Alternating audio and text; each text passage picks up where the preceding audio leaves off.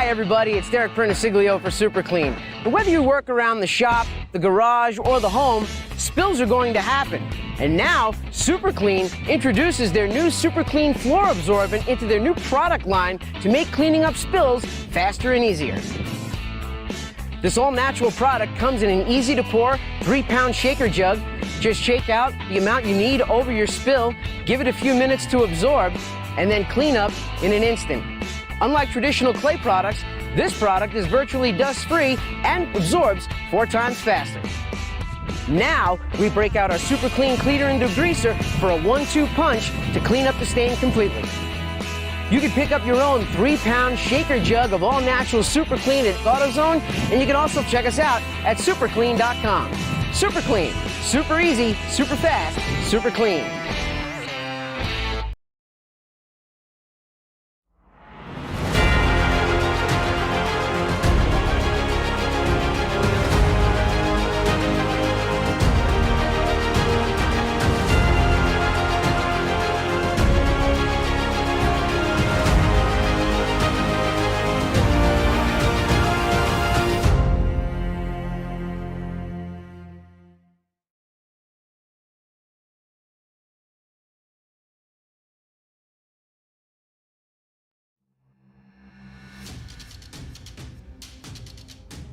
Keaton Swain's second victory at Wild West helped bring him closer to Roy and Barry.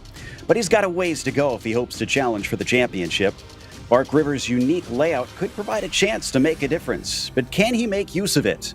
We'll find out soon as we get ready to watch Round 6 of the 2022 iRacing Short Course National Series, live on Podium Esports. Hi, I'm Joe Peak, and joining me in the booth tonight is the voice of off-road, Dave Arnold. Our producer for this evening is Ryan Bauer, and he's using cameras provided by Dougie Beard. Dave, this is going to be a fun one. I have to admit, of all the short course tracks that have come onto iRacing, this has been one of my favorites just because it doesn't feel like any of the others. Oh, yeah, definitely. I mean, one of the things about it, there's a few twists and turns, but it's a high-speed track. And I really like that fact there. Not one line. There's a couple lines. You can make a few passes. And we kind of saw that a little bit last time with Reno. So I think it's going to be nice to have all these 12 turns to really twist them up. Absolutely. And we see here with the Google Earth as we come down to it. And there is all the flowingness that you heard Dave talking about with a bit of a unique first part of the track there with that long left-hander of 2 and 3. Wonder if that'll catch anybody out, especially as that gets worn in by these trucks with not many laps, because it is a relatively long lap for short course as we go by in terms of that. But, of course, if we head off to the schedule for this season as well, we're getting to be halfway through. I got to think that this is a bit of go time. If you're hoping to try and take that crown, Dave, that you really got to get results from here. I mean, yeah, like you said, we're halfway through the season, and that's one of the crucial points where, if you're not in the top 5 in points right now, it's going to be a struggle, but you better put that thing on top of the box every single time. For the point battle going on, though, we got a tight one there. The top 5 not separated by that many points. And Keaton Swain, kind of a spoiler, and blowing Connor Barry's streak that he had running. Indeed. Connor certainly has had control of things up until now, but we'll see if this momentum will continue in favor of Keaton Barry. And speaking of this race, you can see we've got a pretty typical format, but not quite as long. It's only 4 laps, and the top 3 go to the finale in those LCQs. 6 laps, of course, for the heat races, and they will have up to 3 heats for this evening. I believe they're actually heading off into the qualifying as we speak right now. Final event, going to be 12 laps, and the competition caution will come at the end of lap 5 to get them back together. So we'll keep an eye on that and who is sitting where, because they'll want to get bunched together and they won't want to use up too much of their stuff once we get to that competition caution, as all of that lead will evaporate. And taking out to this course, how important do you feel having that track position, a good qualifying, and a good heat race is going to be here today? Dave, is this a track that's going to prove tough to pass at? No, there's a few places to pass. I mean, yeah, don't get me wrong. It's tough to pass on any track out there. But I think this track offers a few more spots there, especially when you get into the tight areas. you'll see a few maneuvers coming out of the tight sections as they serpentine their way through the backside of the track. First half of the track, though, really fast, and you're going to see a lot of one lines developing. Watching Keaton Swain right now as he flies through the various curves, up and over, across the big jump that takes you down now into later portions that starts to get a little bit tighter. You can see the rhythm section as that truck leaps up and over, trying to get it woed up nice and tight down to the apex, and a very fresh track as well. We were talking about last week where they wanted to try and take some of that off to get the fast times. Is that still the case this week, Dave, or is it going to be the fastest right here and now? Well, I mean, there's little games sometimes that some of the drivers play on the qualifying. You know, there is an inversion sometimes. If there's no inversions, you want to get that top spot. But if they've talked about an inversion in the drivers' meeting, drivers, you might want to keep an eye on where you kind of place, and hopefully that inversion comes into your favor. Coming out of Reno, though, if you got up there, you got a good starting position. In fact, in the heat races, you're out front. Pretty much you're going to take the win. We'll see if that's going to become true here at Bark River. Watching Connor Berry now, the championship leader, and taking a lot on the right-hand side, but manages to keep it from getting tipped over. Got to watch out for that wall on the exit there and across the start-finish line this first lap. Oh, unfortunately, he must have touched a wall somewhere because that lap was deleted for him. Oh, yeah, when you have a little contact or even cut part of the track right there, they will not count that. And they'll be watching for that in the races. No shortcuts here for sure. Indeed, and there are a number of places where they've got those concrete barriers, those Jersey barriers, just waiting for you to get a little bit greedy as we now watch the 56. This is Drapkin, and he's getting very close to the outside wall. In fact, too close, and that's another lap deleted right there. I gotta say, I must have recognized that must be a little East Coast in there. And the Jersey barrier, haven't heard that since good old Jerry Bernardo back in the day. Out here on the West Coast, refer to them as the K-Rail. But, you know, anyway, they're concrete barriers, and they do not move. I have to confess, it's actually the skateboarder coming out. I come from the Midwest, and that's just that's what we've always called them, is Jersey barriers. But anyways, Grady here in the 535 as he whips around. Is he going to stay off of the barrier? Yes, he is, thankfully. So what has he got underneath him as he crosses the line?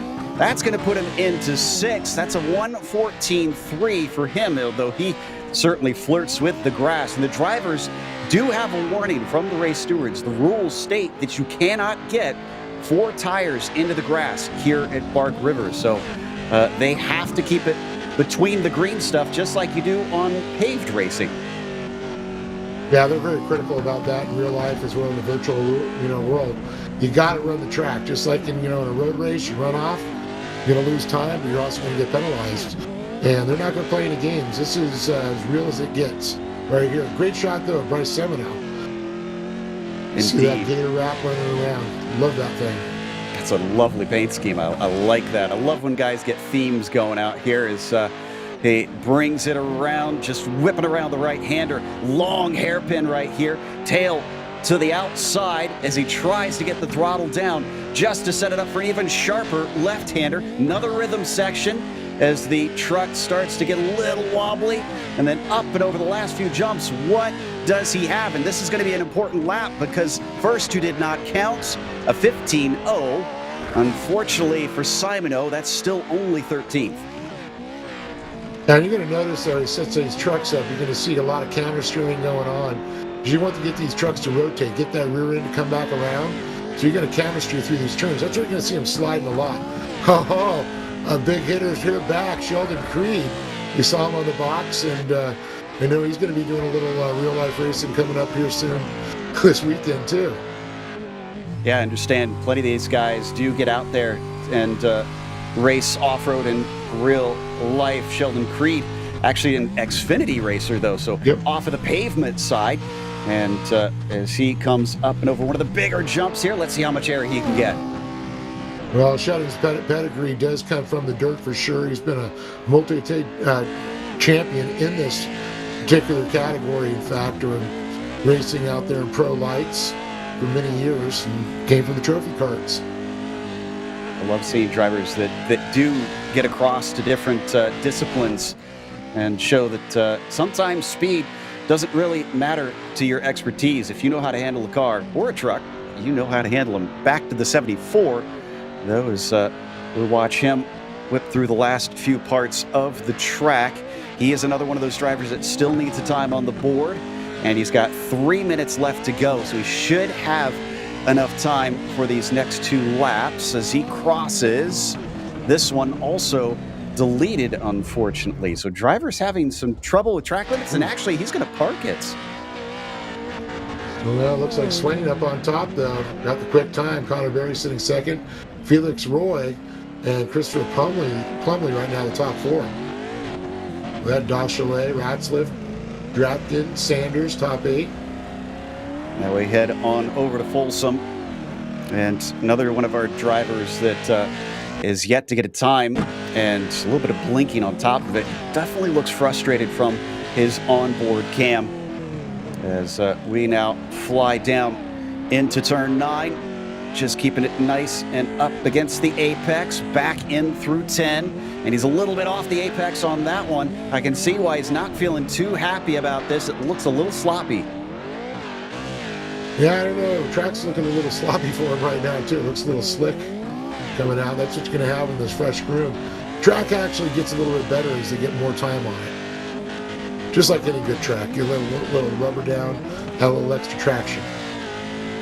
All right, that one finally had a time on the board. Actually, that was his first lap. It looks like a 1:18.5, but that's second to last of all the drivers that have put a time down. So hopefully he can get a little bit of a break, maybe a jail break from Folsom Prison here, and the 66 can go a little higher up the order, up and over the jump, and then down into this long banked right-hander turn 6. I love this one. My time getting out in the trucks out here. And oh, he had a bad landing off of that bump, though. Yeah, you can really see how that just unsettles the truck so much. You got to hit those just right, land right. And of course, setup on these vehicles are so critical. A lot of these drivers, sharing their setups back and forth, working with them. You got a lot of the teams working together. And some of these, drivers in the back are just slowly figuring it out. Yeah, I can imagine how important it is to get a good setup here. He's really slinging this thing around. And is he going to keep it off the wall? He does. Down to the line. What's it going to be? Is this second lap going to be any quicker? A 15.4? Wow, that made a huge difference as that 3-second gap puts him up to 20th. They're sitting pretty deep in the field. Better hopefully get this one a little bit better. And one of the things when it comes to any type of racing, they always say slower is faster. Well, yes and no. When it comes down to getting your lines down for qualifying, you got to keep the wheel spin down. That's a lot of these guys are doing. A little net coating going on there. A little blinkety action. Yeah, and let's hope that doesn't happen during the race, as they have warned drivers in the past that they'll park you if you have too much of the blinking. They don't want that to interrupt. I mean, this is a really rough and tumble style of racing. I guess for those coming from the paved side, this is almost comparable to short track oval racing, or maybe touring cars over on the roadside. And a little bit of MMA in between. I like that. I actually got to cover MMA once many years ago, but I wasn't commentating for that one. As we come down, and this is going to be third and final lap. He's got just enough time, and hopefully the lap holds out, as if he blinks too much, sometimes iRacing will delete it to that. A 1:14.9, that's up to 16th. He made something out of it in the end, thankfully. But that does end the last of our qualifiers, which means our heats are now set for the first one. And it looks like up at the top, it is going to be Keaton Swain who will start on the pole. You've got Connor Berry starting to his outside. Not a good sign for a championship leader. Looks like he might have a match this time out. Zachary Drapkin will start in P3, as Ryan Lindner will be in P4. Then we've got Trenton Briley in P5, and then Rory Folsom, who we watched there at the end, who will start from 6th. Then from there, it's going to be Lon Franks starting from 7th.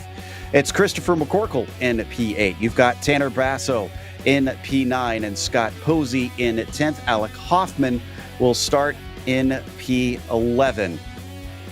All righty. What are we expecting? What is your prediction on this first heat of the night here, Dave? Well, I mean, just looking at who's sitting there in the top 4 right now, it's going to be pretty interesting for sure. Wow, Keaton Swain's got a great starting position there. Connor Berry, our points leader. Rapkin, Linder, Briley. A lot of talent out there for sure. I'm thinking it's going to turn into a battle between Swain and Berry, though. And Rapkin's going to get in there and throw a few punches. the green flag is out. Good start here for Swain, but Berry is already on top of him. Couple drivers taking the trucks all the way out into the grass as we swing through 2 and 3, trying to cut back underneath. Berry really wants to try and get that track position early. We watch from his onboard off to the right-hand side. Just enough space between them, and he gets chopped off.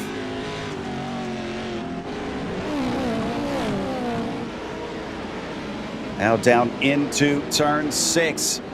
That magical track position just not there for the 21. Back through turn 7, another long left-hander up and over the crest. A little bit of off-camber through this corner. Connor Berry in second, but he's also got Drapkin in behind him in the 56. Well, Drapkin knows how to get it on the box there, knows how to qualify.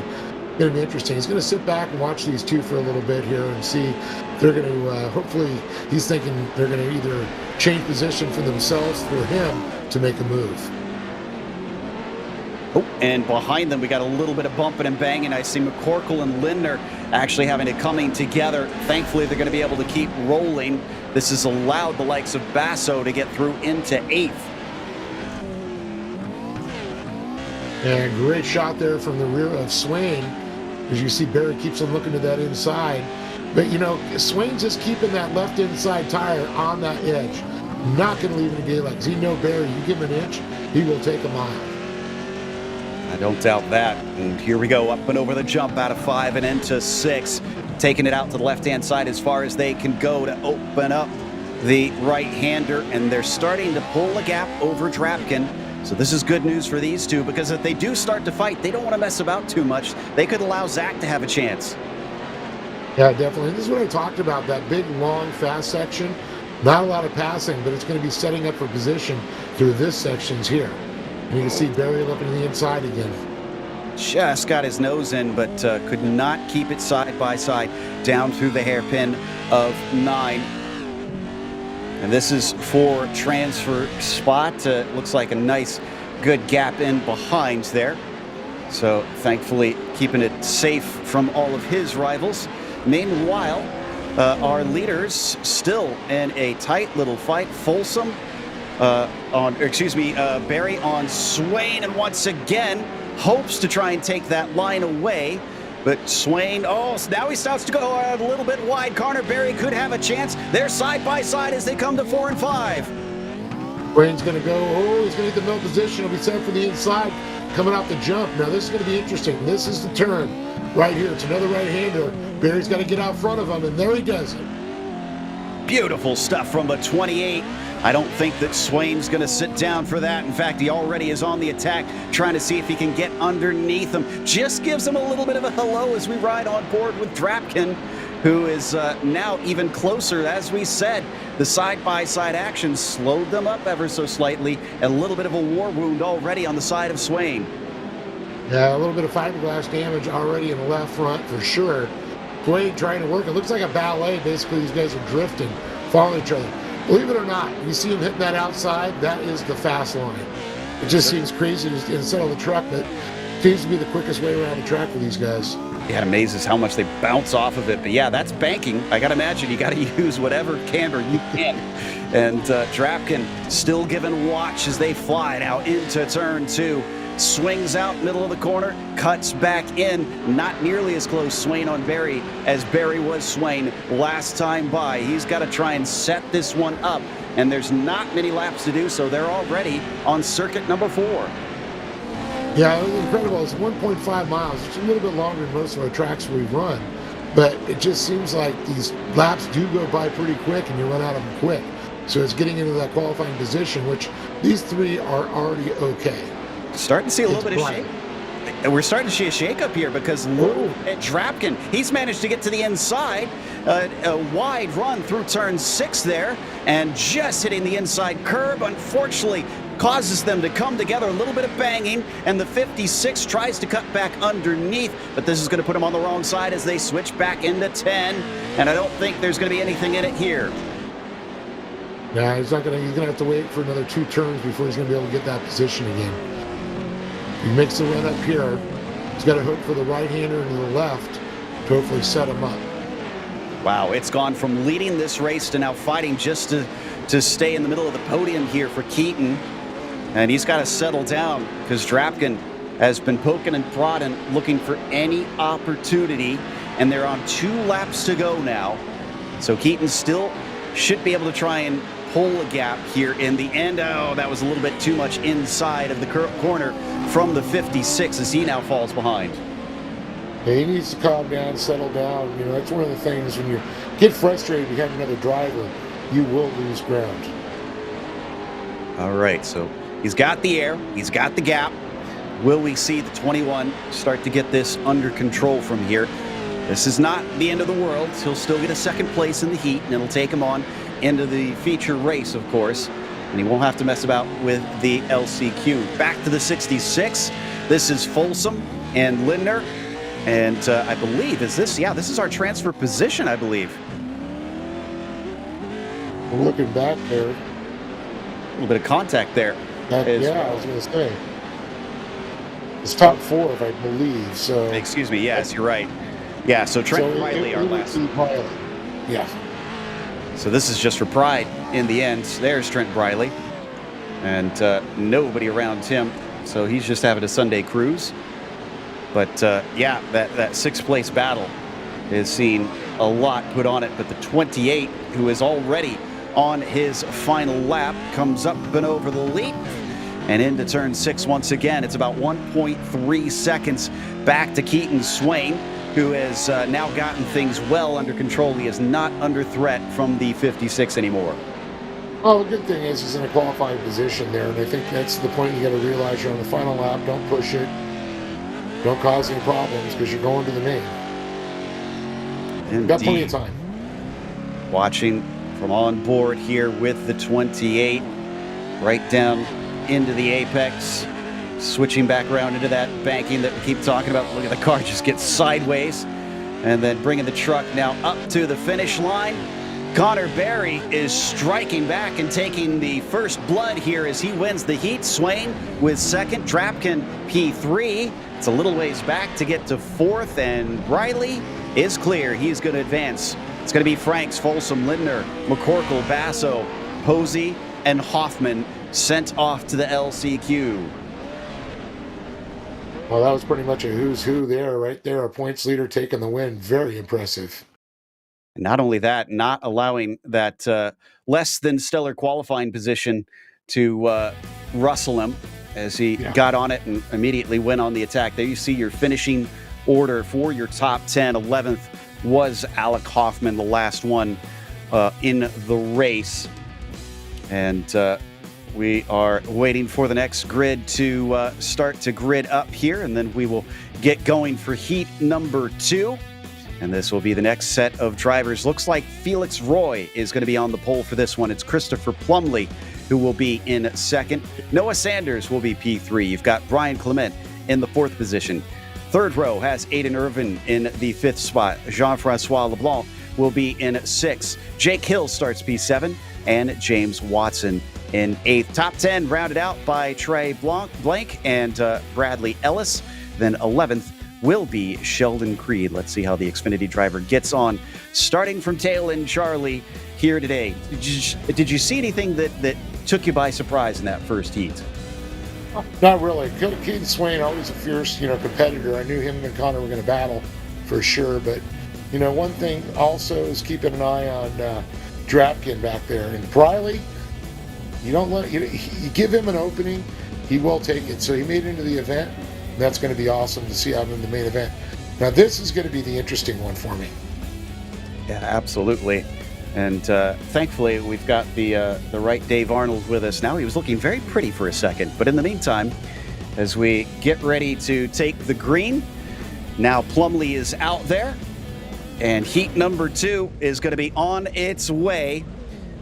The lights get ready to come up for our drivers as Barney is going to wave the green flag. I assume so. Looks like maybe we got a little bit of a stall here. We have all the drivers out and ready to go, and Barney is a little bit asleep at the wheel. So he looks a little confused. Yeah. Looks like we've got a little bit longer of a grid timer than we expected. So we have everybody out here, but we're all dressed up and no place to go. So we'll sit for a second as everybody gets to calm the nerves slightly before the green flag will come out here for heat number 2 in round 6 of the iRacing Short Course National Series. And again, this is to try and decide who automatically goes on into the feature race today. Your top 4 is what you need to watch out for if this is your first time joining us. Everybody behind will get one more shot after this race in a last chance qualifier to advance on through. And it looks like now we've got the green flag and we go racing. Oh, somebody immediately off to the side. Not sure if that was a bad start or what, but that's Noah Sanders, who falls immediately to the back of the field. Well, that was definitely a shocker there. Felix Roy, though, with a great jump out front. What a great reaction timing on it, but you can see the Plumlee, Christopher Plumlee, that Legion Motorsports machine, Legion Esports. Immediately, and he's quick, so quick. Immediately single file here as they head up through 5 and now 6. So Roy leads Plumlee, leads Clement into that banked right-hander. We hop on board with Watson just outside of the advancing positions. This is P6, looking up at P5, Jake Hill coming through turn 7, one of our closest fights here on the first lap. And then jumping a little bit farther up now to our advancing trucks as well. There, that bright yellow, you can't miss Watson for sure. He's also got LeBlanc there and behind him.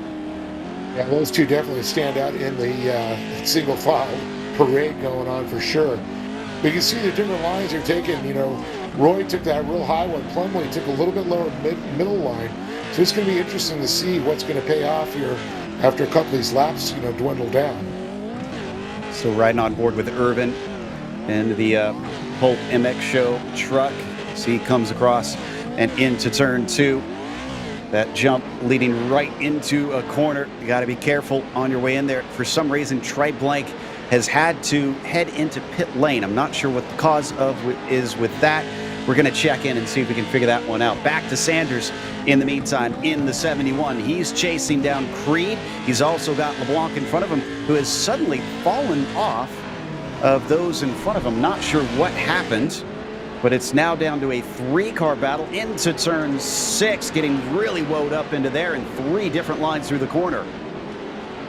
Yeah, it's getting real bunched up there for sure. These guys are going to try and get a qualifying position. You know, once again, only the top 4 are going to be able to qualify here, so everybody else is going to go to the LCQ. So that's where you're going to see a dogfight back there in the middle of the pack, so they can scratch and claw their way up. Getting to the inside a little bit. Ooh. Yeah. Sanders thought there was something in it there, but got shut down. And that was Trey Blank you saw in the background coming out of pit lane, so he's going to be a lap down. That's effectively day over unless he gets some wrecks here for him. And he's off to the LCQ. This will just be some reconnaissance laps for him. Oh, we had some contact between Sanders just now and Creed just as we hopped away up to Plumlee. And it looks like they're able to come away with that, but things get a little spicy in the mid-pack. Yeah, pretty cool seeing Sanders run the Flying Dutchman there, the Van den Heuvel brand on there. Mikey Van den Heuvel, of course, Dan Van den Heuvel. So very cool to see, as he's the one trying to chase down Sheldon Creed. That's just unusual to see Sheldon in 7th. Not used to see him climb his way up to the pack. He'll start to learn some things as this carries on. There's Sheldon now on your screen, still stuck in the middle of them. Looks like they're gaining back up on Jake Hill just a little bit. And coming up to a very slow turn 9. Trying to cut back underneath and just manages to get the nose in, but can't manage to try and overtake that little DC machine as we now jump forward once again to Plumlee. And last race, we had a race on our hand early on. Looks like a little bit similar. Wow, that was a big leap there for Roy. Yeah, Roy and that Jim Beaver Esports machine there, General Tire, he's holding off Plumlee. Plumlee, though, really coming on strong, though. He's had some struggles early in this season. Good to see him having a good run here in this heat race. Can he take a heat win? Can he try and pry that P1 away? He's taking a look, taking an alternate line down into the corner, and unfortunately that shallow entry doesn't seem to give him anything quite yet. But look at the exit. Cutting back once again, just going where he's not, and he's going to give him a hello. Plumlee giving a sorry over the radio. The 36, and it looks like, yeah, the 91 saying no problem on that, so no hard feelings, but now he drops away a little bit. Well, as long as you don't take him out, he's going to be okay with it. As soon as he hits him a little harder, there's going to be some talking going on, I'm sure of it. But Plumlee, he's got, a nice etiquette to him, back off. He knows he's in a qualifying position now. Why push it at this point? Don't try and take each other out. Save it for the main event. Exactly. It's that risk versus reward. Right now, yes. There's no reason to take that risk. And the two of them carry on down into 2 and 3 once again. Look at the gap that they pulled as well as we look back at Clement, who's got Irvin behind him. Another two, I can't imagine with their distance, probably not going to push the edges of things too much. They're both easily through this as well. Looking back from Roy at Christopher Plumlee, and we're going to get the white flag next time by. 1 to go. Will it stay as is? Well, top two pretty much are going to be battling, I think, for a little bit. I think Plumlee's just going to lay off a little bit. I think the question also is, look at the gap back to 3rd and 4th right now. And then 4th, Clement, he's got a good gap back to 5th, and nothing to worry about there. And that's Jake Hill, it looks like. Absolutely. Yeah, so Irvin going to Hill is, about 3.5 seconds I'm seeing on my timing screen right now. As the Flying Dutchman still working on things in the mid-pack. Sanders has, I think, actually lost a spot to Creed since we last looked. So Sheldon up to 6 now, and next on his list is going to be Jake Hill.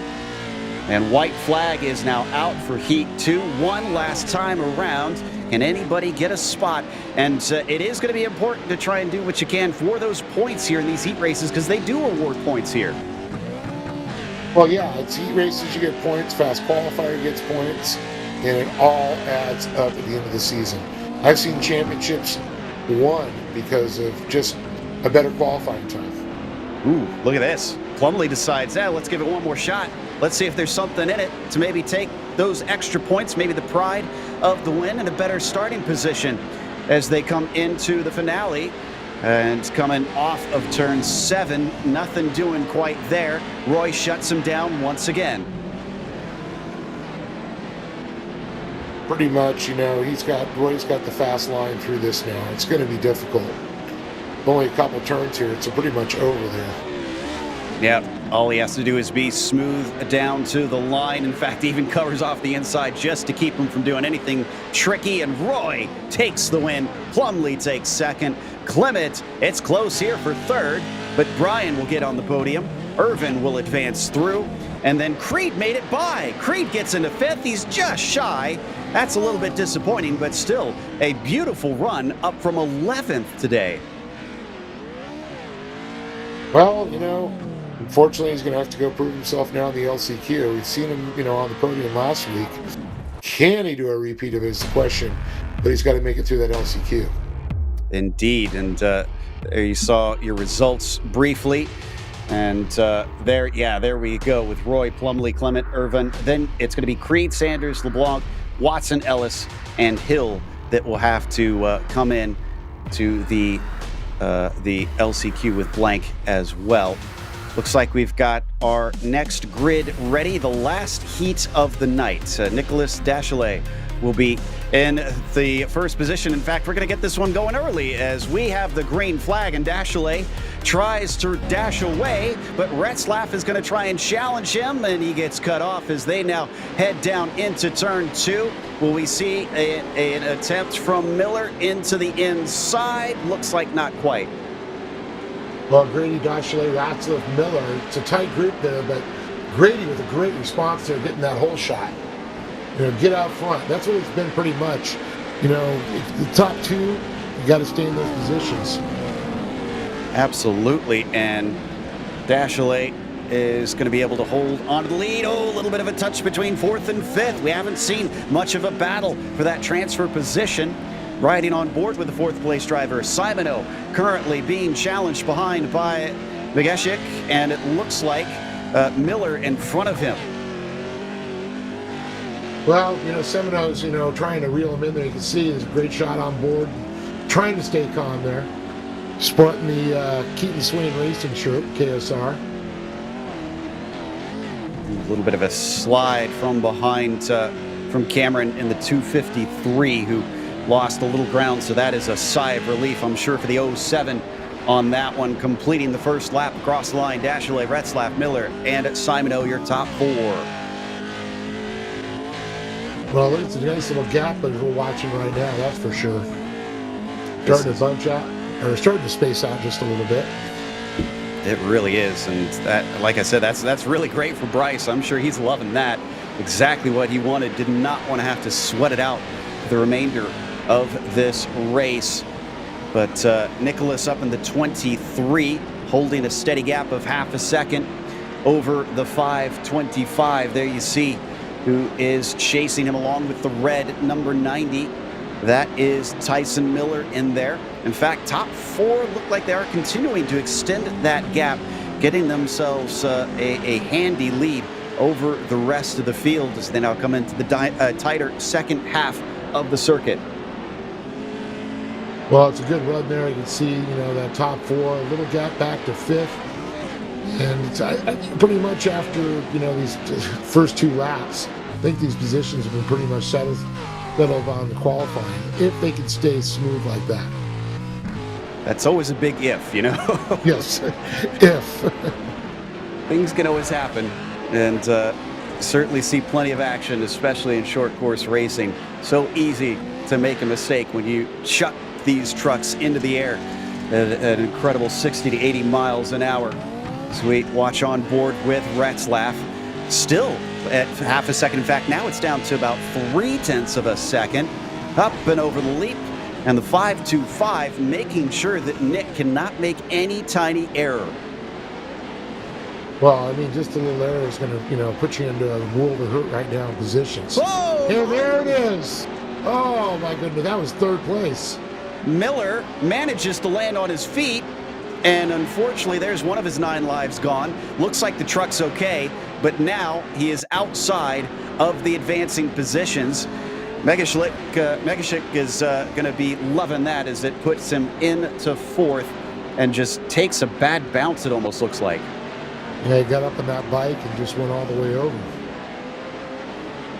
So continuing on, in an impressive fifth for a truck that was on its lid briefly. He's going to be able to at least try and salvage what he can. Actually, if he's in fifth, 2.1 seconds, he's got 3 laps to make this up. That seems like a tall order. What do you think? It's going to be rough, but, if he stays and keeps his head down, you start chipping away, being smooth, not drive. You kind of have to recollect yourself after that. You got to calm down. You got to be smooth again. Well, let's see how smooth he can be as we watch with Lester here in the 180. He's currently running 7th position. Wonder if we could peek back up the lead, though, because Retzlaff is continuing to hound that 23. There you can see it on screen now. And coming out of turn 7, he needs to be closer than this, but we've already seen just how easy it is to get hassled into a mistake. And oh, that's very hard down into turn 9. Tries to diamond it off, get the power down. Both of them a little bit off the apex, but using that little bit of the dirt that's been flung off to the outside to help the cushion, to help them try and find the grip. 2 now to go between these pair, and it's still not decided. Yeah, you get up in there sometimes, though. It's loamy, it's marbly, and it gets a little slick. You got to keep that wheel spin down, otherwise you don't get that forward bite. Yeah, just right on the edge, flirting with it, and Retzlaff in the 5.25, a little farther back than what we witnessed before. Starting to see the track get a little bit rubbered in as well. I'm seeing a few little black lines form in some of the faster parts of the circuit like you were talking about earlier. And we'll see if that changes the way it drives for any of these racers here as we now come back once again to Miller. Yeah, boot groove is very common when you see it. I mean, I know it's dirt, people don't realize it, but that rubber lays down. Gives you a little bit of good bite sometimes, but you get a little dirt and marbles on there, and you can get a little slick. Indeed, and right now, as we watch the battle for the transfer spot, speaking of into the marbles, there he goes, way to the outside. Cameron, though, recollects himself, tries to keep him back, but he is now on the back foot. And the 90 is trying to do something with it, but he now has a little bit of an error. Another mistake out of the 253. Both of them have been shaken up, and they get the white flag, 1 to go. Who can hold it together? Well, I think you pretty much asked that question earlier, and now we're seeing he might just do it. Could he get that qualifying position back? This will be unbelievable if he's done a barrel roll and he's going to advance into the feature first try here. Can't believe what Tyson Miller is about to do if he can make this happen. And continuing to put the pressure onto the 253, up and over the jump. Going to start to run out of chances, though. Opens up the corner as wide as he can, but he can't get underneath him. He's looking to that inside line, but fortunately scrubbed a little speed off there toward the inside. That's the problem. You know, you get in a little too tight, you're going to scrub it. You know, only in motocross you want to scrub that speed on a jump. Indeed, and as these two continue to carry on the battle, I'm watching our leaders. Don't worry, we'll cut to them. When we get to the finish, he manages to get inside, but he's still not quite there. Tries to cut back, but up at the front, Dashley is going to barely take the victory over Retzlaff himself, as those two were very close. Simoneau is going to advance in third, but Cameron, by the skin of his teeth, is going to get to the feature after the first heat, and poor Tyson Miller. I got to give him a pat on the back after that, I got to admit, Dave, because that was a hell of a drive. Yeah, kudos to Miller for sure. To come back and, you know, just to stay in the top 5 was just impressive. Absolutely, and there you see our results for the third heat. That's our last heat as well, which means we head off into the first of the LCQs. We're going to see 2 of these tonight. And the first one has Lon Franks up at the front. It's Tyson Miller who will start in second place. Row 2, it's Noah Sanders with Ryan Lindner starting in 4th. And it's Bill Lester in 5th. James Watson will be in P6. After that, Tanner Basso starts 7th. Jeffrey Keeble in P8. Jake Hill will be on row 5 with Alec Hoffman to his outside to round out the field here today. Do you feel more pressure or less pressure on these LCQs, Dave? Oh, absolutely more pressure. You only got 4 laps now, and only how many are we taking out of the LCQ in this one? I think it is. I think it's 6. Let me 6. double check. Okay. Well, no, top 3. Top 3. Top 3. Yes. Okay. The pressure cooker just got turned up. Only 3 out of this field, out of each LCQ, are going to make it to the main event. So podium's not just a number on this one. Yeah, no. It is. You either you pack up and you go home, or you get to go to the big show as the engines rev and the green flag is out. And it looks like off the line, it is not that great for Franks. Tyson Miller trying to use that outside line to cut back underneath, and he played a game on him. Look at this. He might have him coming around the outside. No, he goes way off into the marbles, and now he starts to lose touch. See what I was saying? You lose a lot of traction out there. He's just not gaining anything. Spinning those wheels, not your friend. Sanders is going to try and see if he can challenge him, but no dice on that one. He falls back. Remember, Miller was the one we saw just moments ago try to come back from a barrel roll to get into the feature race. Now he's going to have a second chance at it behind them. A little bit of bumper cars. Looks like Watson, Lester, and Basso coming together. In fact, they got more tangling in behind them as they got 5 cars making contact. Now, if I remember correctly, Sanders was 1 position off of qualifying. Miller was 1 position off of qualifying. So these guys are going to have a dogfight for sure. Oh, they're going to take top 3. And as they continue to bump and bang back here. They also had nose-to-tail contact between Miller and Franks. There you see the leaders now come out of 10 and 11 to finish lap 1. Again, a much shorter race, only 4 laps here, but your advancing position, Franks, Miller, and Sanders. I'll think about it. 1.5 miles times 4, 6 miles. Still a good distance, though, and it happens quickly. Speeds 80, 90 miles an hour in some of these straights. Oh, and somebody gets turned in the background. Somebody's on their lid. Hill and Lester. It all comes apart. They were fighting tooth and nail through there, and it suddenly just erupted into a momentous wreck as we come back to our leaders. See, Hill got shuffled back all the way to 9th there. He found a costly incident out of that one. But these leaders are still 4. Remember, and up to the inside, that's Linder. Seeing if he could push Sanders back, and he does it. So now Ryan is into the advancing spots, but fighting back, get into the inside of turn 8. Sanders wants to try and claim the spot. He's going to go the long way around, and there's a big no you don't out of the 230. It's like Sanders got not only the Flying Dutchman on there, he's also got Smith Graphics on there. Keeping it hometown, that's for sure. Pretty cool. All those boys from right there in the Michigan area. Halfway through the race already. Franks still leads. Tyson Miller trying to keep up with him as we look back at second or third and fourth. And remember, it is Linder here that you see up ahead of us that will advance through, and we ride on board with Sanders, who will get cut and will have to go home from here. Down into 4 and 5. Looks a little bit far back. Cuts as much as he dares off of that grass while keeping it legal. Well, I'm sure Sanders is saying that calorically challenged lady hasn't sung yet. Don't count me out yet. He's trying. He's digging for it.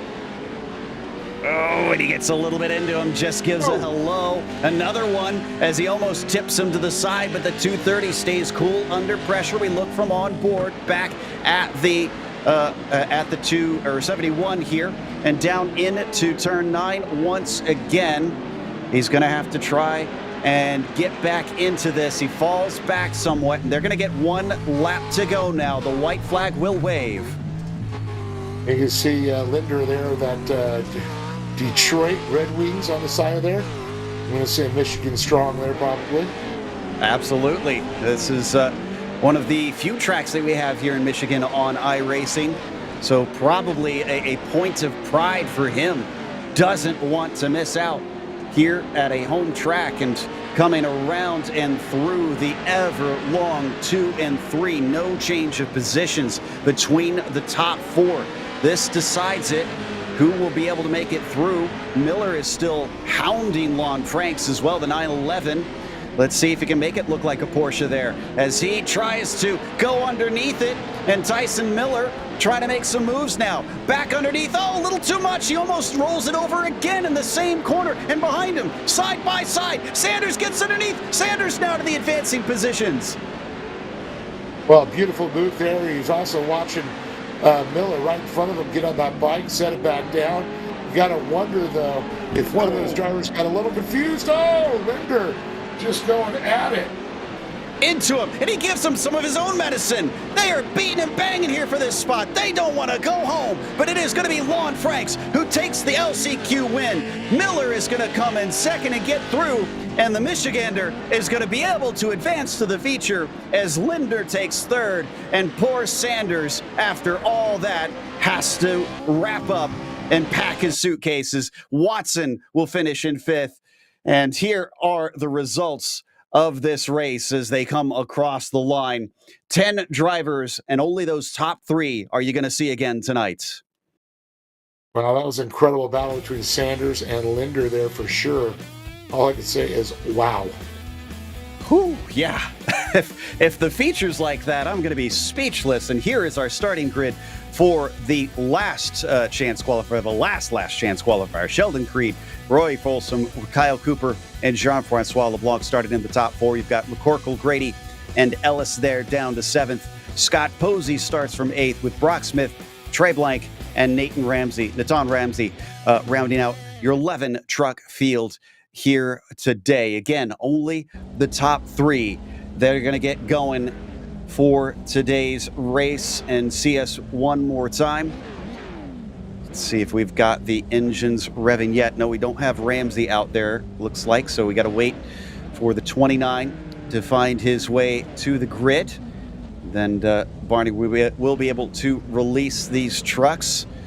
And man, if that one was hyped up, I can't imagine what's going to happen here. Is now the engines start to rev, pulling up that green flag. And the green flag is out. Sheldon Creed not looking so great off the line. Probably not as used to these standing starts. And it looks like Folsom is not able to challenge him as we immediately get a truck up and over on his lid. McCorkle, unfortunately, going to be a DNF immediately. It's not a good way to start out on your lid, that's for sure, doing your Triggle impression. But McCorkle out Creed, jumps out front. And he's going to take that lead there. Look at Folsom trying to rush down behind him and cut Cooper's. Oh, and behind him, Tom Grady. Tom Grady gets shoved, and he finds himself, thankfully, on his feet. He's going to be able to get going, but he is all the way down in 9th. That might be day over for him, unless we get a lot more action in front. Of course, with 2 trucks having that happen in the very first lap, I wouldn't be surprised if we did. Now let's watch from Folsom's position here in 2nd. Now it's going to be a question here. There's we got LeBlanc there. That's the last qualifying position. LeBlanc trying to race Folsom down. And you can watch the lines that Folsom's taking right now. And pretty much looks like Kyle Cooper is going to be the one that's trying to take it away from LeBlanc. But yeah, we there see the onboard from Folsom, who's got himself a handy gap, so he's sitting pretty right now. And on lap 2, as Kyle Cooper, who comes out and tries to take a very different line. What happened? LeBlanc just got sideways in the air and went into the grass. Not sure how that happened. That cost him time. Look at Kyle now as he comes down. Oh, and a little bit wide once again from Jean-Francois, and manages actually to carry the speed quite well. That gets him farther away from the 873. Down and around. Doesn't look like Kyle Cooper will have the ability to try and attack here into turn 7. Brock Smith instead is now underneath him. Brock Smith and his brothers watching home. In fact, he lived and grew up in Bark River, Michigan there. So very cool for those. The Smith Graphics boys. Brent Smith, the owner of that company. His twin brother. Quite literal hometown boy here today. Yes. And as they now come through turn 10, he's not going to be able to advance unless he's able to overtake one more truck. He's gotten past Cooper, but what about LeBlanc? As they are now halfway through the race. And Creed continues to lead Folsom and LeBlanc up at the top. So there's your top 3 that advance as they sit now. And trying to give chase, that is the 46 of Smith in 4th position, down through 2 and turn 3. And it's been a hectic start, but now it almost seems like we're spreading out a little bit. Oh, a great run, though, from the 46 here. Smith making a run up there. I'll tell you what, his brother's probably letting him up, going, "Hey, buddy, you better qualify. You're running the Smith name. You got to represent the hometown." And if he's got any advice in his ear happening out here today as they now come through turn 7, and he's making a race of it, that's for sure. Over the jump that leads down into 8, past the pits, and into 9, through the hairpin. Does seem like at certain corners that 46 has got a little bit better grip, a little bit better of a run. Can he use that to his advantage here today? Down farther to the apex as he tries to get underneath the number 18. Nothing doing there, but we are on the final lap. It's do or die time. Well, that's the battle for the final qualifying position. Oh! And talk about a gift, having it handed to you. Out of the picture now, Smith now up into the qualifying position as Cooper still continues to slide. Let's see what happened here. He got out of shape, that's for sure. Well, this might not be Wild Horse Pass, but this has now become Gift Horse Pass for Brock Smith. as he now finds himself in third place. But Cooper is still behind him. And man, up and over after the white flag. Actually, no, Smith is in a second. It's Folsom that he was fighting with. Excuse me. Oh, and he tips into him. He lifts off to let him keep the spot. So Smith up to second place. Something must be wrong with Folsom. Does he have damage? You gotta wonder, because he is starting to slow down there. He might not be in this. Cooper's starting to approach him. Sheldon Creed, in the meantime, my goodness, starting from the pole position, a dominant race. He'll take the victory here today. But Brock Smith with a gutsy drive to get himself from ninth into second. And then in third place, it is indeed Rory Folsom, who somehow recovers after a mysterious bit of slow corners for him and everybody else. You see, and your results are now done for today. Man, completely different in nature from that first race there, Dave. That one almost seemed to be all down to the accidents. Yeah, I mean, I was watching the last 3 laps of a NASCAR race at first when that stuff was coming down. Just crazy. But we didn't throw the cautions. We kept going. Absolutely. In fact, those cautions now will come into effect, because remember, as we go off to the feature, they will throw it at the end of lap 5 today in this 12-lap race, and that will bunch them back up. And I believe they are waiting to advance, and it looks like they have advanced now to our feature for today. So this is your starting order. Even more trucks out there now, so it's going to be even more hairy with Connor Berry starting on the pole, Felix Roy next to him. It'll be Nicholas Dachelet in third position with Keaton Swain all the way down from fourth here on the start. Christopher Plumley will be P5, followed by Cody Retzlaff in the sixth position. After that, it's going to be Zachary Drapkin in seventh. You've got Brian Clement in P8 and Bryce Simoneau starting from ninth. That's your drivers who made it through in the heats. Then you get into the LCQ finishers. Trenton Briley in 10th. You've got Aiden Irvin in 11th position. Cameron Megashik in 12th. After that, Lon Frank starting from P13. Sheldon Creed, great win in his LCQ to put him into 14th. Tyson Miller will be 15th.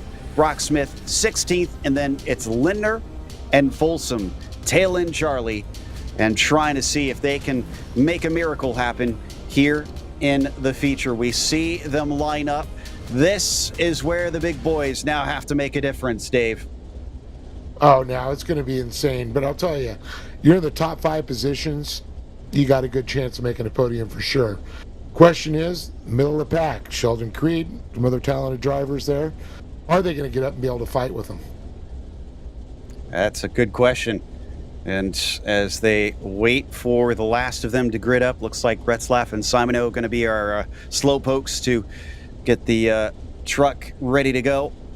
And then we will go racing. At least they don't have to cut in the grooves to the tires and everything every round to try and prep these things. It is just buckle up, well, virtually buckle up, get out there and get rolling. And it sounds like we have a bit of an issue with Retzlaff, a technical problem, so we're going to hold for a second to make sure that he can take to the grid. But a big thank you, of course, to our sponsors in this race: CBR Performance Products, AIM Sports Data, Super Clean, Dirt Sports World, Signature Propellers, Positive Beverage, Smith Graphics, everybody who have helped make this a fantastic show here today. I think we're getting the 60-second call for when we are going to go. Hopefully, we'll get Retzlaff out there in those 60 seconds. They want to get as many trucks as they can in to give us a fantastic finale here for round number 6 today. Still not seeing Retzlaff out on the grid, though. And yeah, it looks like they're not going to have him. They're getting reports that his computer has crashed. So sadly, no. It looks like, I guess, mechanical problems, or at least our virtual version of that as we take a look at the cameras here of our drivers giving us onboards. Sometimes these things happen in sim racing. Just like in real racing, it's at times just out of your control. Yeah, I've seen computers go in real cars too. So, and don't try to get a new computer chip right now because you can't find them.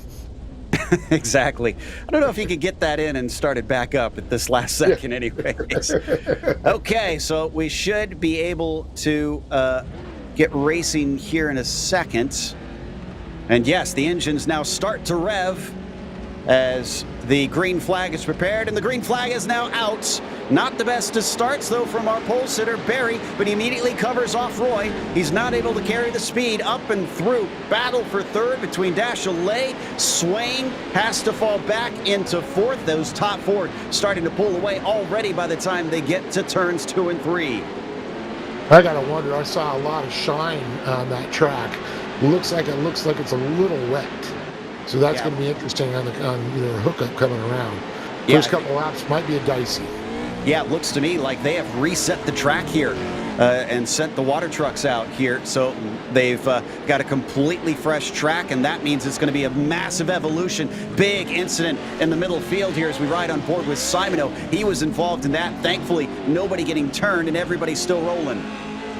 Well, that was a good example I was talking about. That thing just went around by itself, basically. Just a little tap. Love this too. One-handed, one on the gearbox, one on the wheel as Simoneau tries to carry on and see if he can recover side by side with Irvin. And in front of him, a lot of battling as well. That is Megashik and Creed. Oh, big bump that sends him a little bit off the line. And now they go 3 wide. Simoneau is getting in there banging elbows for sure. Oh, let's hope that they can get out of this as they go 3 wide over the start-finish line as well. Remember, guys, this is a 12-lap race. You're going to get shuffled back together. You don't have to decide this right now. And the guys up in front of them are certainly stretching away. The top 5, it looks like, have basically just used this to their advantage and have taken off scot-free. This is something you don't see in any other motorsports, that halfway, the competition caution. And it's something very unique to short course off-road. So it's just a great race in general. It makes it race within the race. But look at these guys that's lined up. It is just one after another, a parade lap almost, to say, like a train. Yeah, that train goes all the way back to actually 17th, if anything. A little bit of side-by-side in the back of the pack as we come to Folsom now. Starting himself way back in the field, unfortunately, because of having to go back to that LCQ and just sneaking into the big show. And these guys are fighting like this is the last lap as he cuts underneath Irvin. We come back to our leaders in the meantime. Coming up over the hill, that's Connor Berry leading Felix Roy. They put about 1 second back to Keaton Swain. So far, not looking like the 21 really has an answer back to Connor Berry. So Connor going to return to his winning ways. Well, Connor definitely knows how to put it on top of the box, and I'll tell you, he really struggled in Reno. I mean, don't get me wrong, he did well, he, got points, but certain drivers, at certain tracks just excel. Bark River, Crandon, see a couple of these guys do a little bit better. When you get him at Reno, a little tougher. And I think Wild Horse is also something that he spent so much time in real life there, it's an advantage. Absolutely. And oh, you can see how wet that track is. Look at that. Looks like mud just slinging off. Yeah, it's going to take a while after it gotten so dry earlier on. Swinging it down through turn 9 once again. And again, if you're hearing us talking about that competition caution, that will come at the end of lap 5. Retzlaff here, who is, Retzlaff is out on track. 18 cars now, 18 trucks rather, that are going to be able to race today. Unfortunately, he's 2 laps down, and he is only going to get 1 lap returned to him when we get that caution flown. So he probably still is not likely to do much here today except just piddle around as we watch from on board in the mid-pack now. You can see Plumley right up in front of him right there. As we get a shot of our leaders coming by, look at that. Creed's already up to 9th. There's Chris Plumley at 36. And there's Creed on the 74 Chevy Accessories. Yeah, that's 5 up from where he began today. Yep. So fantastic effort out of him. So we now watch the 23 up ahead of Plumley. And they've also got Drapkin in behind him. Coming down into turn 8. There was almost some side-by-side racing through 7. but nothing doing. Instead, it looks like Zach is going to try and make it side by side with the purple 36, and he can't quite get that to stick. Cutting back around, and now up to complete lap 4. So they're getting close to that yellow flag coming out. At the end of this lap that they are now on, they're going to see the yellow thrown. And then we'll re-rack and restack the field. You know, it's kind of interesting how that competition caution came into play. And it goes back to the core days with Jim Baldwin, who was, running the series. And they said, well, sometimes it just gets too stretched out. And they were worried about NBC Sports, showing it, and they wanted to show a good race. He goes, well, I'll just stop them and line them back up and make them race again. It is made for the most incredible racing in dirt you've ever seen. I think it just takes it to another level. Certainly is a lot of fun to watch, just like this battle right here, which Zach in the 56 is once again looking very good getting down to the inside of turn 7, but just can't get the job done. Tries to keep the nose in, but Plumlee denies him once again and retains that 5th position. Not really much of a battle up at the front as they... Oh, go ahead. Oh, I was going to say, I thought Swain was going to dive inside. And looks like not quite there, and Nope. Barry just came across the line. So caution flag is now out. Barry slows it up. He's going to be our leader. Roy, Swain, Dashley, Plumlee, Drapkin, Briley, your top 7. And they all line up behind Connor Barry, who takes the de facto pace car position. Well, Connor Barry's right where he wants to be, but, like you said, he was a little slow on the start. Let's see what happens on this restart. That's going to come down to everything. Can Roy get a, run up on him? I know they're kind of quasi teammates in that Jim Beaver esports team, so got to wonder, your teammates, but hey, you just make it happen. They're sitting here waiting, by the way, for those wondering, tuning in for the first time, for Cody Retzlaff in the 525 to catch and then get his lap back. So they're going to allow him through, let him cycle around, and then they'll carry on and be able to start racing at the end of this lap. There he goes, the 525. But again, this is only putting him 1 lap down instead of back onto the lead lap. So this is, if anything, mostly a gesture rather than anything competition-wise that'll make much of a difference. Well, that helps. Anything that helps with points. And still 1 lap down, though. He's still going to be at the bottom of the pack for sure. Let's see if they give him both, though. That'd be a long wait. Granted, this is a bit of unique circumstances. This was not his fault, and Cody had that issue with his computer. Thankfully, able to get it rebooted up and get back out there on the track. So we watch this group with, I'm sure those virtual RVs make for a fantastic weekend of watching these cars race around this place. I was just thinking the same thing. I was noticing that the one has the slide out. I didn't even notice that. Actually, the other thing that I'm kind of looking at in the background is they are going to get going here. So yeah, they're only going to give him the 1 lap. I noticed there was a church back there. Did they have the same issue as Lime Rock Park, where they don't let them race on Sunday or have limited hours? Well, no, they have early morning chapel service. Nice. See, that's what I figure. I feel like somebody needs to send someone from that church over to Lime Rock Park and explain that to them so that they can race on Sunday for once. Anyways, Yeah, I'll church get in up the my dirt. soapbox. Yeah. As we now wait for them to just rifle around here, again, going to run under pace lap speed. Connor Barry will be able to take them back to racing, and we'll get 6 to go here at the end of this lap.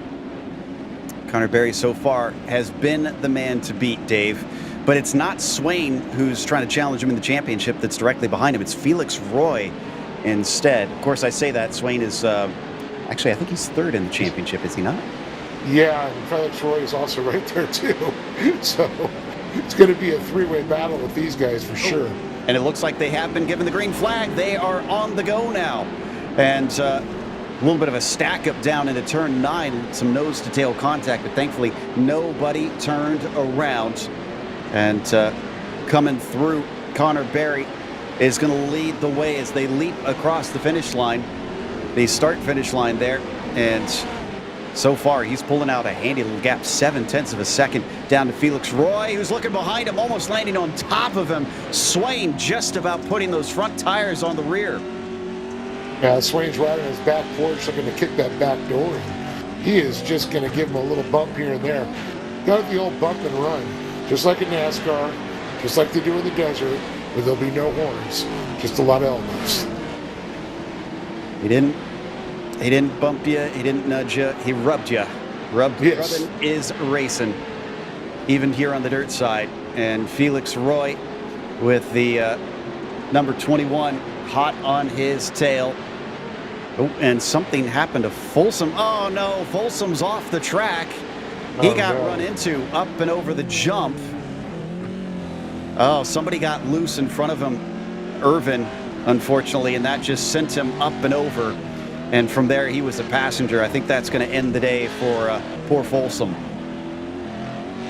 Well, great shot, though, as we see the 4 cars in front of Plumley there. Just realized that Plumley has the deep purple plum car. Is that intentional? He's the dirty plum. All right, I like it. I dig it. It says it right on top, right in front of the hood. There we go. All right, I need to look closer. Apparently I cannot only not do math, but can't read as well. There it is. So he sits in 5th place currently. He's trying to chase down Dashley as they come up and over. That's the jump there that took out Folsom, and really sideways for Swain as well, as we rode on board with him. And thankfully, they do have probably pretty sturdy trucks here in the sim, but I got to imagine enough bad landings like that, and they got to worry about damage to the suspension. Oh, no, these things are, I mean, yeah, the Pro 4 categories tend to have a little bit more moving parts. They'll tend to break and have a little bit more attrition in the field. But the frames and the A-arms, it's usually, in real life, the front diffs that usually go out of these things. And they don't automatically just turn into a 4-wheel or 2-wheel drive, because it's a percentage game, how it's played from forward to reverse. When you, in real life, if you would disengage the throttle, it disengages the front differential. Runs either a gear or a clutch system, so that allows the truck to rotate around. When you get back on the gas, it engages all 4 wheels. But it's a balance of percentages between front pull and rear push. So those are where those things are weak links in real life. But these things are tanks where they're built. This is why I'm glad you're here with me in the booth. Look at this, down to the inside. Swain actually gets a shot at things, but Roy is not going to be phased. He will hold the line. And the 91, oh, maybe not. Swain with another try. He might have a run on it here. Roy's got to get up around the outside because he's going to have the inside line. Here we go, Swain. And then Roy will have the inside line back. And, I think a little brake check there, not allowing Swain to slide in behind for the outside-inside. Savvy move out of the 91. Oh, and he really wants to keep all of it. Now he gets a little loose. The truck gets sideways. He holds on to it before Nicholas is able to get involved in the mix. And now he has to try and come back and attack once again, as we are now down to 3 to go. But that's the first we've really seen in that battle for second of Swain trying to make a fight out of it. To say he's lucky, but he is a talented driver in the sim world as well as in the real life. So I think that was the skills that came into play right there. And he's got to be a little bit worried too. Both of them, I would think. If that gets a little too hairy, they've got Dashley, Plumley, and Trapkin just licking their chops back there, knowing that if that sends one of them around, they're going to go down all 4 of those spots. True to form, that is so correct. You know, you make one mistake, your positions will change. We saw it earlier. Took them out of qualifying positions, these guys. In the past, that happens. Now it's a main event. Now you're worrying about 3 spots on the podium. And those are the 2 other spots holding on to other than Barry. Absolutely, yeah. Tyson Miller, remember, with his tumble that rolled him over. And as we ride on board with Swain, still sitting in the podium position. Remember, this is just for second. Barry is the one in front of them that has basically ran off, laughing his head off, thinking another win is in the bag. And looking behind them, they could fight amongst themselves here in this fight for fourth place. Nicholas trying to keep the inside covered, and indeed Plumlee has to take to the outside. A little bit off into the marbles as he tries to collect the truck and get the shot off the turn. Yeah, it was a great move and able to recover because he's still glued to the back of his bumper. He's since getting his drive, and the blue roof section has been where the traffic's running. Oh! Meanwhile, look at this. Big attack down into turn 6, and once again just making sure to park that car on the inside in front of them as well. You can see up there, that is Swain and Roy nearly getting side by side down through turn 7, but Roy once again will rebuff him. We watch the 56 cam, who gets a front row seat to all the fun. Yeah, I was going to say, Dravkin making that appearance there, trying to work on Plumlee, but Plumlee has his sights set on Dachelet right in front of him. They are now down to 2 to go. No, excuse me, the final lap rather, as they come up and over the jump that takes them into turns 2 and 3. And Swain looking a little bit far back from here, but this is not where he's been strong. It's coming over the next big jump into turn 6. I've now twice in a row see him get a nose in. Can he do this, Dave? Oh, yeah. I mean, that's a question everybody's asking right now, but he has been so close every time. You're right. When you get into those back sections, halfway through the track, then you start making your moves.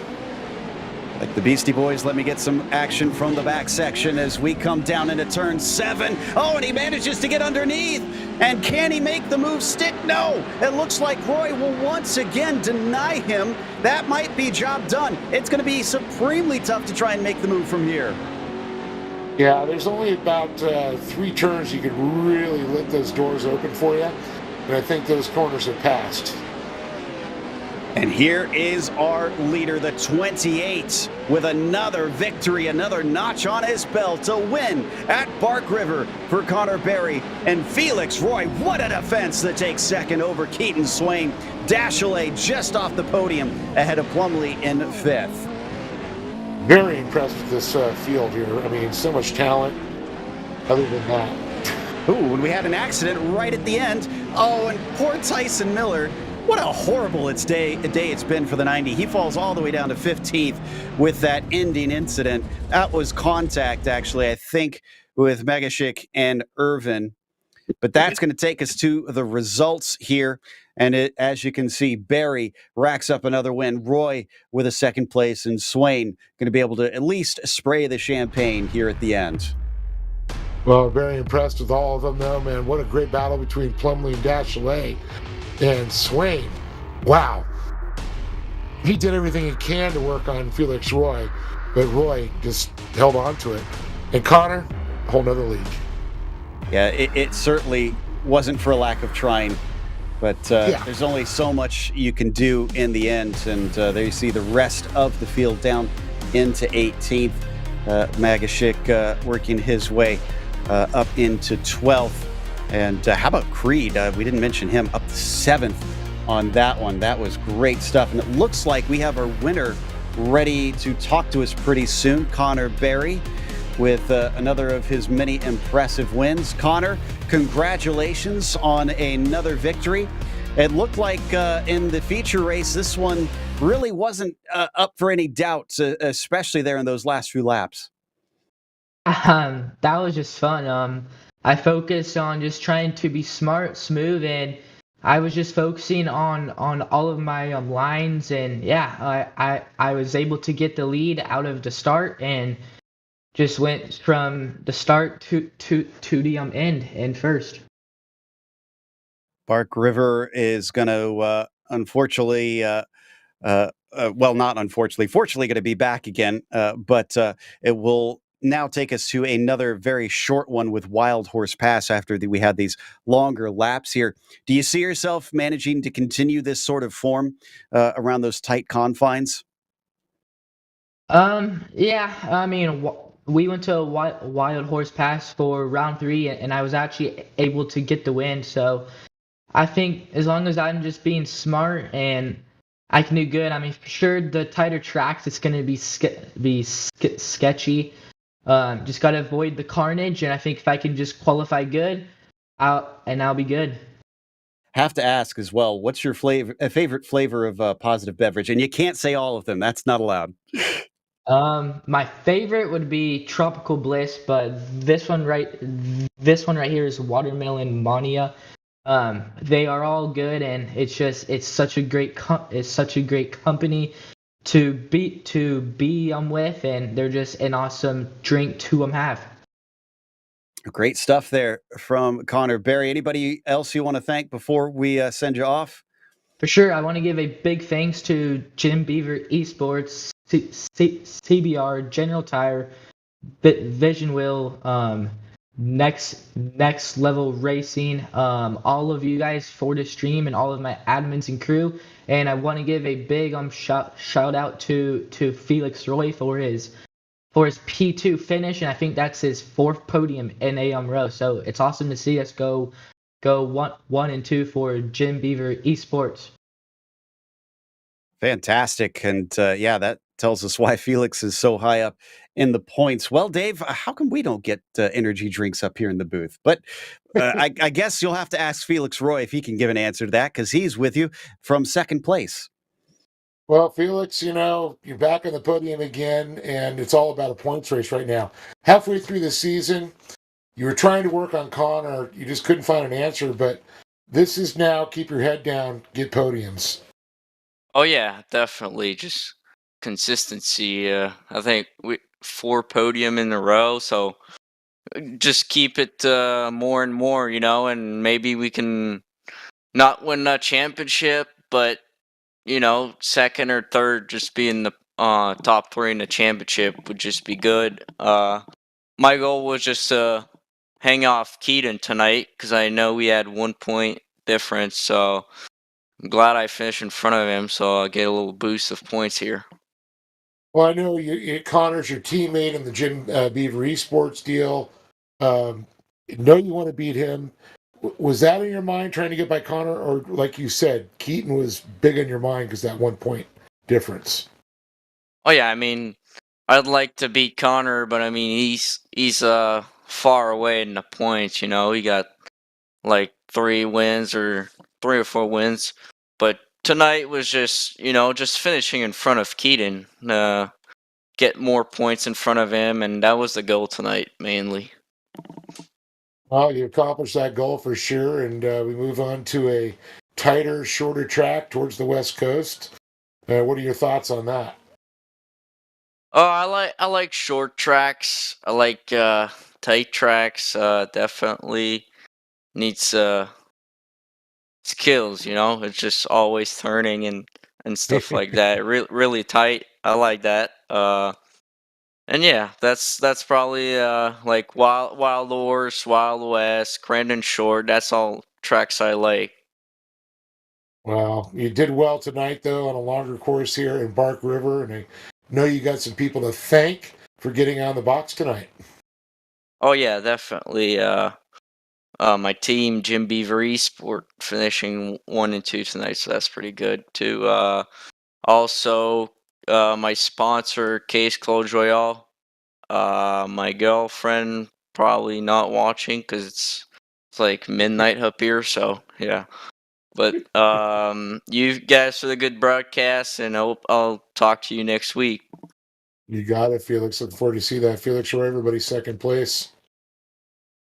And that's going to take us to third, Keaton Swain, who definitely gave us a lot of fun to watch out there. Keaton, my goodness, I can't imagine how out of breath you are because we're out of breath just watching that fight. It looked like you gave it your all, just wasn't enough to grab second off of him. Yeah, it was an okay race for me. Kind of messed up in the heat, which ultimately made me my chances of starting first end up going to starting fourth when I made a mistake and Connor got by me in the heat. But overall, happy with the third place. Consistency is key, so just keep doing what we're doing. and putting our truck on the podium, and we'll keep clicking points off here and try to make up some ground here on Connor and Felix. No doubt about that. Yeah, that seems to be a big thing. We've talked at the start of the show about the fact that we're now halfway through the season. Do you feel more pressure to try and outrun them in the upcoming races, or do you not really pay attention to that? I try not to pay too much attention to the points, but obviously everyone knows it's there, and I know they're both in front of me, and when they finish in front of me, they're gaining on me. So just have to keep doing what we're doing. Try to find a little bit more speed. I felt like we had a great chance tonight. Obviously qualified on pole and had a great shot at getting a good starting spot, but unfortunately I made a mistake. So just that's a self-induced error right there that I got to clean up. And but if we just keep doing what we're doing, we should have a good shot at getting good finishes and trying to put our truck in front of them. Well, I was mentioning when we came live that this is one of my favorite short course tracks here on the iRacing service. What's at the top of your list that you'd like to see show up that isn't on iRacing yet? Obviously Wheatland, which was just announced, but ERX would be a solid addition. Honestly, any of the tracks would be a solid addition. Yep. It's kind of getting bare with just these four, but I've heard that there's some stuff in the works, so hopefully we get a couple more tracks here. Cross some fingers as well. Anybody you want to thank that helped make this podium possible today? Yeah, I just got to thank everyone that helps me out. Appliance Parts Company, Factory Sim Sport, Sim Coach Pedals, ZK Designs, Trevor Teal, obviously everyone that supports Connor's League, and you guys for doing the broadcast, making us look good. Well, thank you very much. That was our third place finisher, Keaton Swain, here in the feature race for today, round 6. And before we head off, we also want to thank some of the sponsors for the series, of course, CBR Performance Products, AIM Sports Data, Super Clean, Dirt Sports World, Signature Propellers, Positive Beverage, and Smith Graphics for all coming on board to make these broadcasts happen. But for Ryan Bauer, Gary Sexton, and John Theodore at Podium Esports, for everyone behind the scenes at iRacing Short Course Series, for our team tonight, Dougie Beard, Cameron Aubernon, Ryan Bauer, and Dave Arnold, thank you so much for watching. Make sure and tune in next week when we head on over to Wild Horse Pass. I'm Joe Peak, and I'll see you on the track.